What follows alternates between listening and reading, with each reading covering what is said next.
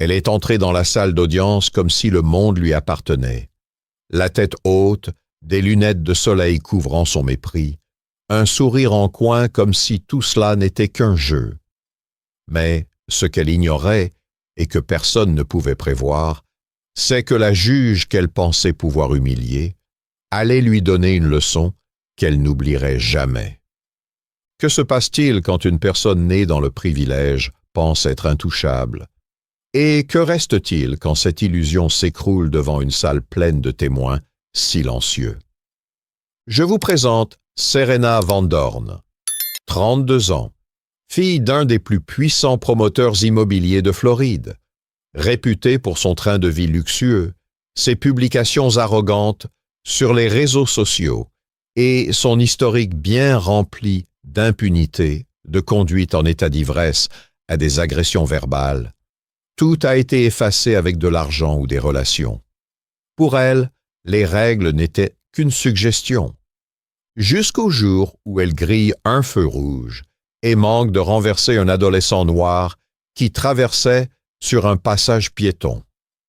Mais cette histoire ne parle pas de l'accident, elle parle du tribunal et surtout de celle qui siège sur le banc, la juge Amara Daniels, 54 ans, respectée, imperturbable, une femme noire qui ne supporte ni l'arrogance, ni les excuses faciles. Ce matin-là, le tribunal était bondé. La rumeur avait déjà circulé.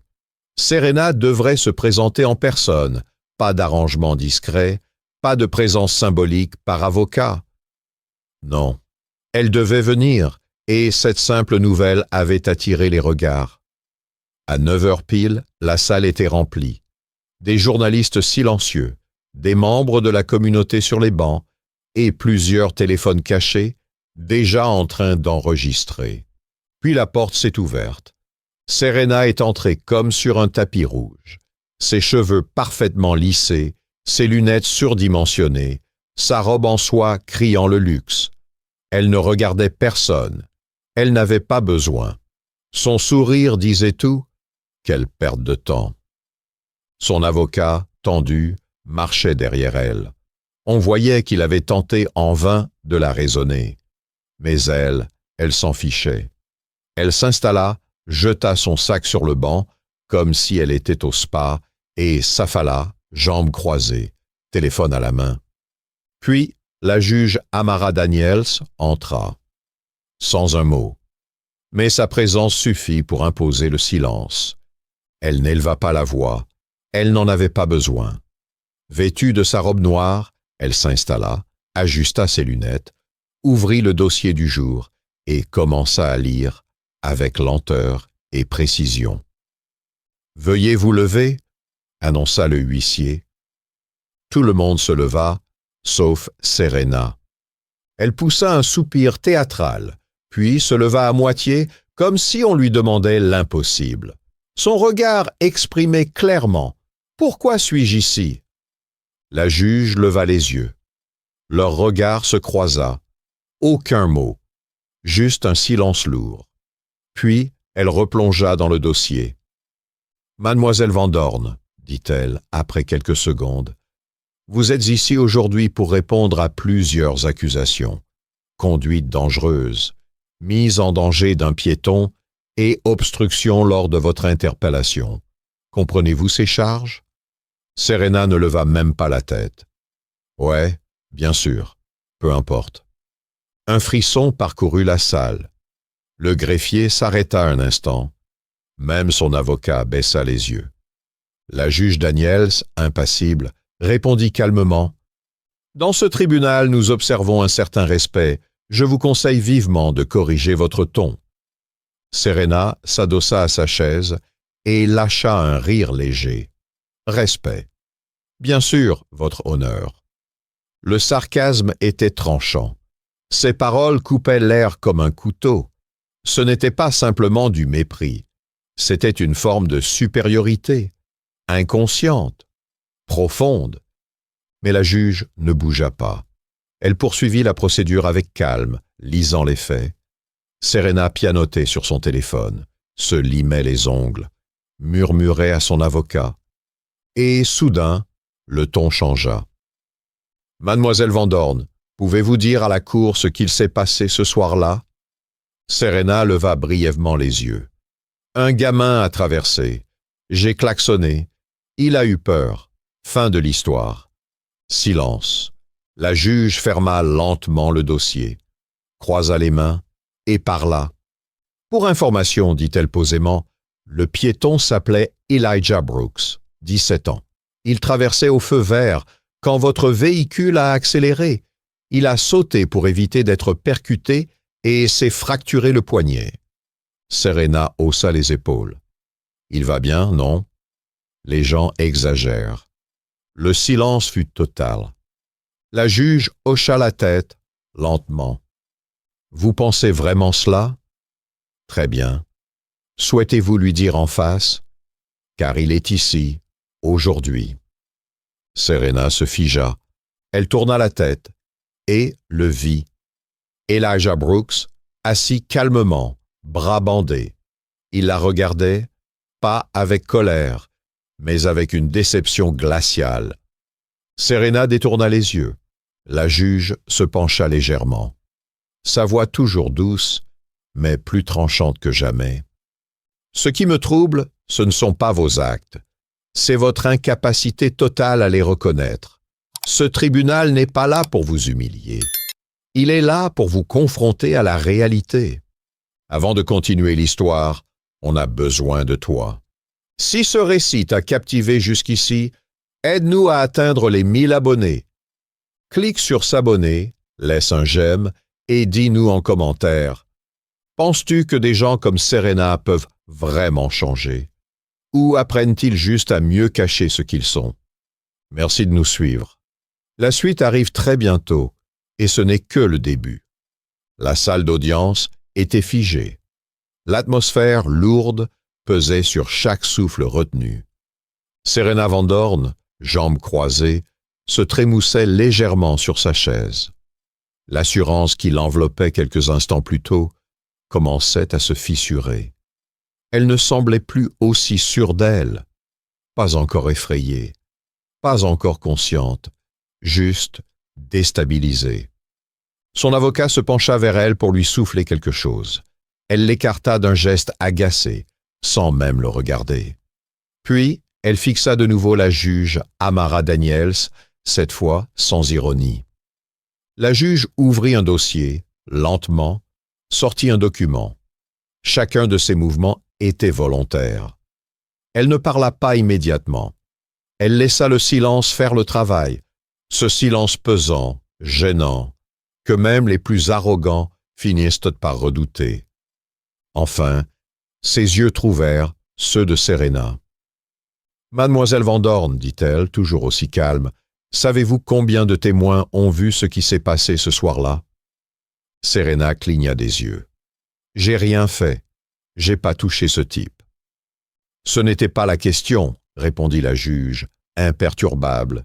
« Il y avait 11 témoins, 11 personnes qui ont vu votre véhicule accélérer et non ralentir. Ils ont vu le jeune homme bondir en arrière, tomber au sol et hurler. L'une d'elles était sa petite sœur. 9 ans. Elle a tout vu. » Serena serra les dents. Elle croisa les bras, ne dit rien. La juge poursuivit. « Ce qui inquiète cette cour, ce n'est pas seulement votre conduite dangereuse, c'est votre incapacité à reconnaître vos actes, ce mépris, cette supériorité invisible mais profondément ancrée. Voilà ce qui est le plus dangereux ici. » Serena se pencha légèrement, son ton durci. « J'ai déjà dit que j'étais désolé. Faut quoi de plus? Mon sang ?» Un murmure d'indignation parcourut la salle. Certains soupirèrent. Un homme murmura « Inacceptable ». Mais la juge Daniels ne broncha pas. Son calme glaçait. « Pensez-vous être au-dessus de la loi, mademoiselle Van Dorn ?»« Non, » cracha Serena. « Mais on dirait que vous voulez faire de moi un exemple. » La salle se figea de nouveau. « Vous » ce mot résonna, chargé, lourd, presque craché. L'espace d'un instant, tout bascula. La juge Daniels resta silencieuse. Aucun mouvement. Son visage demeura impassible. Mais l'atmosphère dans la pièce devint électrique. Serena sembla réaliser ce qu'elle venait de dire. Elle ouvrit la bouche, comme pour se justifier, puis se ravisa. Son avocat baissa les yeux, honteux. « Vous savez, » commença la juge calmement, « en 18 ans sur ce banc, j'ai vu des meurtriers fondre en larmes, des voleurs exprimer des remords sincères. Mais vous, ce que je vois, c'est un détachement froid, une arrogance enveloppée dans du satin. C'est rare et très dangereux. » Serena voulut répondre. La juge leva la main. Silence. Elle feuilleta une page de son dossier. Que le dossier indique, Mademoiselle Van Dorn a déjà été arrêtée pour trouble à l'ordre public, conduite en état d'ivresse et 3 agressions verbales. Toutes les charges ont été discrètement abandonnées. À chaque fois, elle s'en est sortie avec un chèque ou un appel. Mais cela s'arrête ici. Serena changea de posture. Son dos se redressa. Son visage perdit un peu de sa couleur. La juge se leva. Son manteau noir flotta brièvement alors qu'elle s'avançait. « Ce tribunal ne cherche pas à vous humilier. Ce n'est pas une vengeance, c'est une chance, parce que la justice sans transformation n'est qu'un échec. » Elle fixa Serena, droite, fière, inébranlable. « Je ne vais pas vous envoyer en prison, pas parce que vous ne le méritez pas, mais parce que ce serait trop facile. » Les yeux de Serena s'écarquillèrent légèrement. « Vous effectuerez 200 heures de service communautaire, mais pas dans un bureau climatisé. Vous irez au centre de réhabilitation Urban Roots. Là-bas, vous aiderez ceux que vous avez toujours ignorés. Les mères célibataires, les anciens détenus, les personnes sans abri. Ceux que vous avez appris à regarder sans voir. » Des murmures montèrent. Certains hochèrent la tête, d'autres n'en croyaient pas leurs oreilles.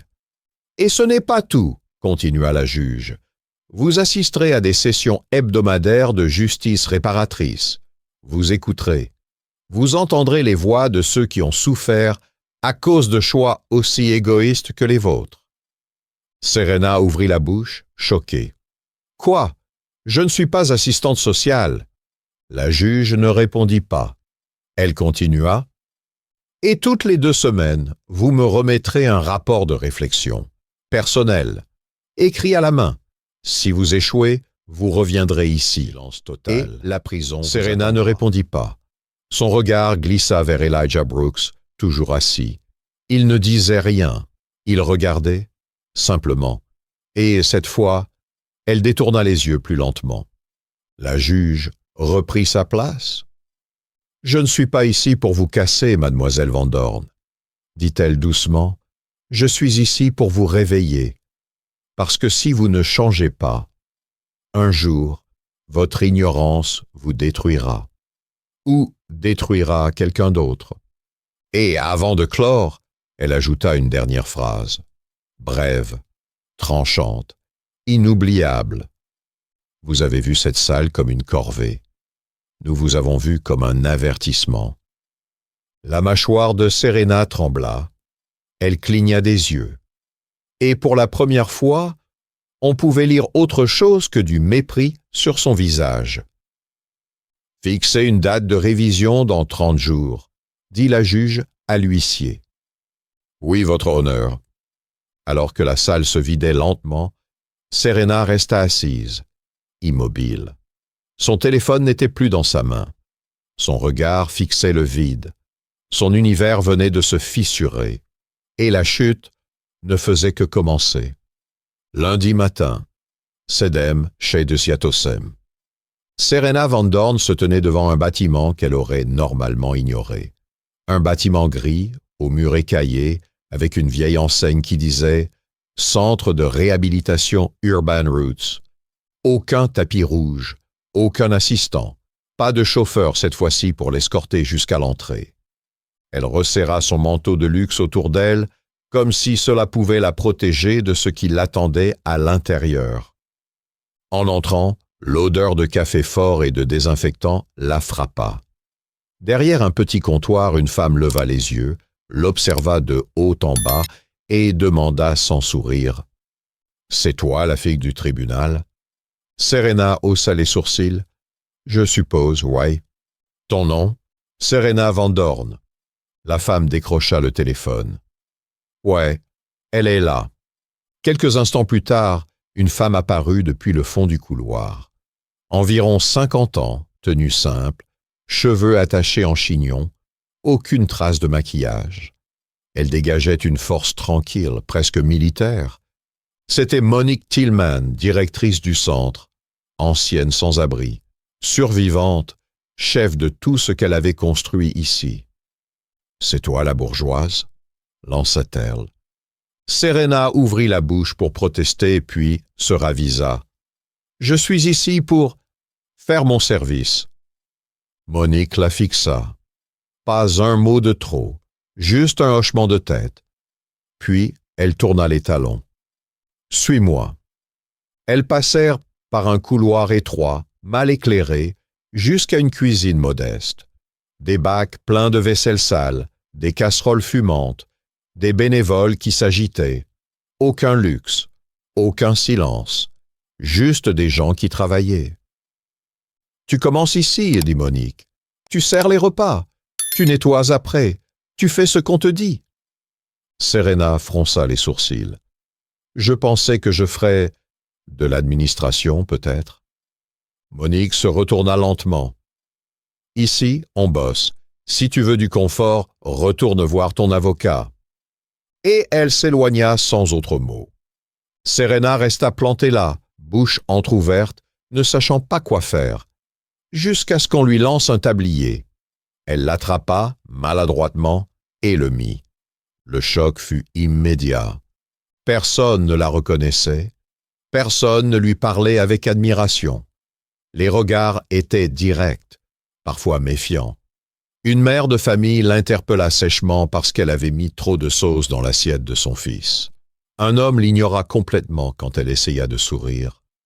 À midi, ses pieds lui faisaient mal, ses cheveux étaient attachés à la va-vite, son vernis écaillé, son téléphone verrouillé dans un tiroir du centre. Aucune notification, aucun message, rien. Mais le moment le plus dur, ce n'était pas le travail, c'était la conversation. Alors qu'elle nettoyait une table, une femme s'installa juste en face d'elle. Une quarantaine d'années, manteau usé, cernes profondes, mais regard clair. « Tes nouvelles ?» demanda-t-elle sans détour. « Ouais, » murmura Serena sans la regarder. « Tu viens pas d'ici, hein ?»« Non. » La femme esquissa un sourire. Pas moqueur, pas amical non plus, juste honnête. « Moi, c'est Janelle. Avant, j'avais un salon de coiffure. J'ai eu un cancer. J'ai pas pu payer les soins. J'ai perdu le commerce, puis mon appart. Depuis 3 mois, je mange ici. » Serena releva enfin les yeux, hébétée. « Je savais pas. » Janelle haussa les épaules. « Personne ne sait. Les gens passent à côté comme si on avait choisi cette vie, comme si on était là parce qu'on le mérite. Moi aussi, avant. » Je regardais les autres de haut. Serena serra la mâchoire. « Tu me connais pas. » Janelle se leva calmement. « Non. Mais je reconnais ce regard. Je l'ai porté pendant des années. » Et elle s'en alla. Serena resta figée, un chiffon humide à la main, incapable de finir de nettoyer la table. Son monde, celui des soirées huppées, des vêtements sur mesure, des postes sponsorisés, venait de rétrécir. Il tenait maintenant dans un local étroit, entre une bassine d'eau sale et une histoire qu'elle ne pourrait pas effacer. Le soir venu, de retour dans la voiture, son chauffeur osa poser une question. « Alors, comment ça s'est passé ?» Elle ne répondit pas. Elle regarda par la vitre, longtemps. Et ce soir-là, Pour la première fois depuis des années, elle ne publia rien sur ses réseaux sociaux. 12e jour. Serena Van Dorn était debout, au fond de la cuisine du centre, tablier noué, manches retroussées, mains rouges, et fatiguée d'avoir frotté des plateaux pendant des heures. Mais elle ne se plaignait plus. Son visage était sans maquillage, ses vêtements simples. Les baskets qu'elle portait avaient appartenu à une autre bénévole. Ses cheveux attachés à la hâte. Son regard, il n'était plus le même. Quelque chose en elle avait basculé. Elle ne parlait plus avec condescendance. Elle ne levait plus les yeux au ciel. Elle ne cherchait plus à dominer l'environnement. Le changement n'était pas venu d'un seul coup. Il avait été lent, douloureux. Il avait fallu qu'elle se taise, qu'elle observe, qu'elle entende les récits de ceux qu'elle n'avait jamais voulu regarder. Des histoires comme celle de Marcus, un ancien détenu qui avait appris à lire à 40 ans et qui, malgré tout, n'avait toujours pas trouvé d'emploi. Ou Tasha, une mère célibataire de 3 enfants, travaillant jour et nuit, mais venant ici pour pouvoir les nourrir.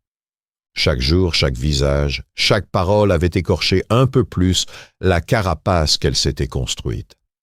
Puis vint la lettre. Au 20e jour, la juge Amara Daniels demanda un rapport personnel, une réflexion écrite par Serena elle-même sur ce qu'elle avait appris. Ce soir-là, Serena s'assit seule dans la salle de repos du centre, une feuille blanche devant elle, un stylo dans la main, les doigts hésitants. Elle commença par écrire ce qu'elle pensait qu'on attendait d'elle, de jolies phrases, des excuses polies, mais au milieu de la 2e ligne, elle s'arrêta, elle déchira la page et recommença. Cette fois, avec honnêteté, elle écrivit sur la honte, sur sa colère, sur son incompréhension du monde réel. Elle parla d'Elijah Brooks, qu'elle avait failli écraser sans jamais lui demander s'il allait bien. Elle avoua qu'elle ne voyait pas les gens, qu'elle voyait des problèmes, qu'elle n'avait jamais su écouter. Elle écrivit jusqu'à ce que sa main tremble, et quand elle termina, elle pleura. Pas pour se faire voir, pas pour se faire pardonner, elle pleura en silence, parce qu'enfin, elle sentait, 30e jour, de retour au tribunal. Mais cette fois, elle semblait différente. Physiquement, c'était la même femme. Mais intérieurement, quelque chose avait changé. Elle se tenait droite, silencieuse, présente. La juge Daniel feuilletait les rapports. Elle lisait en silence, chaque ligne, chaque page. Puis, elle leva les yeux. « Mademoiselle Van Dorn, comment plaidez-vous aujourd'hui ?» Serena se leva lentement. « Coupable, votre honneur, pas seulement des faits, mais de la personne que j'ai été. J'ai été sourde, aveugle et arrogante. Je comprends maintenant ce que je refusais de voir. » Un silence respectueux s'installa dans la salle. La juge ferma le dossier. Puis, elle parla. « Vous avez rempli toutes les conditions imposées par ce tribunal. Mais ce jugement n'était pas un simple devoir à accomplir, c'était un miroir. Et je crois que vous avez enfin accepté de vous y regarder. » Serena hocha la tête, les yeux brillants. « Cette cour clôture donc votre dossier, » conclut la juge. Puis, après une pause, elle ajouta « J'espère de tout cœur que vous ne redeviendrez jamais la femme que vous étiez avant d'entrer ici. » Le marteau tomba. Affaire classée. En quittant la salle, Serena croisa Elijah Brooks dans le couloir. Il attendait avec sa mère, son bras toujours en écharpe, mais cette fois, il souriait. Ils se regardèrent. « Je suis désolé, murmura-t-elle. Elijah répondit d'un simple hochement de tête. « Fais mieux. C'est tout ce que je voulais. » Elle n'ajouta rien. Elle comprit. Dehors, il n'y avait pas de journaliste, pas de caméra, pas de réseaux sociaux pour raconter sa version. Juste le silence. Et pour la première fois, ce silence lui faisait du bien.